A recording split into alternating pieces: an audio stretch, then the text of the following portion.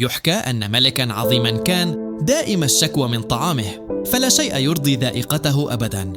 أمر وزيره الحكيم أن يحضر له كل يوم أشهى وأطيب المأكولات، لكن الملك ظل على حاله من التذمر والضجر.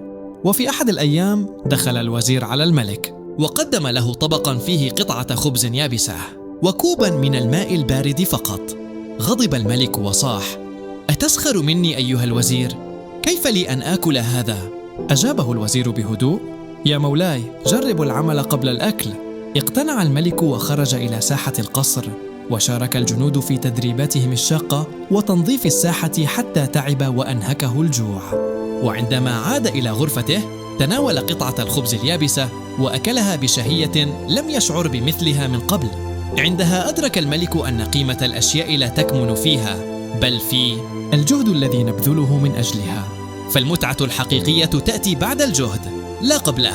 تذكر دائما، كلما زاد جهدك زادت لذة إنجازك. إذا أعجبتك القصة ادعمني بلايك واشتراك باش نكملوا لك الحكايات.